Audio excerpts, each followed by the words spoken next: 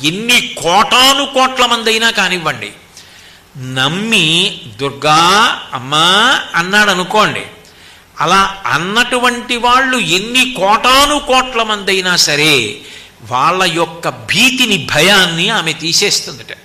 దుర్గే స్మృతౌ హరసి భీతి మశేష జంతో స్వశ్చై స్మృత మతిమతీవ శుభాం దదాసి. ఆయనకేం కష్టం లేదు, ఆయన సుఖంగా ఉన్నాడు, హాయిగా ఉన్నాడు. ఆయన అమ్మని తలుచుకోకుండా ఉండడు. అందుకని ప్రతిరోజు అవకాశం ఉన్నప్పుడల్లా అమ్మా దుర్గా దుర్గా దుర్గా అంటూ ఉంటాడు. అప్పుడు ఏం చేస్తుందంటే మంచి బుద్ధినిస్తుందిట. ఆయన కీర్తివంతుడు కావడానికి ఆయన యందు అట్లా ఆలోచన దొంతరులుగా ఎన్నో మంచి శుభ సంకల్పములు చేయించి వాటిని కార్యములుగా మార్చగలిగిన దక్షతనిచ్చి ఇన్ని చేసిన వాడన్న కీర్తిని కట్టబెట్టి యశస్విని అవుతుందిట.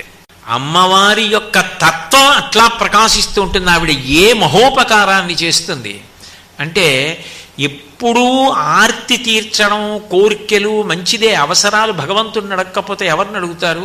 ఆయనే చెప్పాడు నన్ను అడుగుతారని. నన్ను సేవించి నన్ను నమ్ముకున్న భక్తులు ఉంటారు, వాళ్ళు ఆర్తో జిజ్ఞాసురర్థార్థి జ్ఞానీచ భరతర్షభ. ఆర్తి కలిగిన వాడు జిజ్ఞాసువు, జ్ఞాని, వీళ్ళందరూ కూడా ఆపదలో ఉన్నవాడు అందరూ నన్నే అడుగుతారన్నాడు. అడుగుతారు, అది తప్పంటలేదు. కానీ మనుష్య జన్మ యొక్క చరమ ప్రయోజనం అది కాదు కదా. 84 లక్షల జీవరాశులలో బుద్ధి కలిగి జ్ఞానమును పొందగలిగిన మనుష్య ప్రాణి తప్ప వేరొక ప్రాణి లేదు. అయినప్పుడు జ్ఞానము అత్యంత ప్రధానము.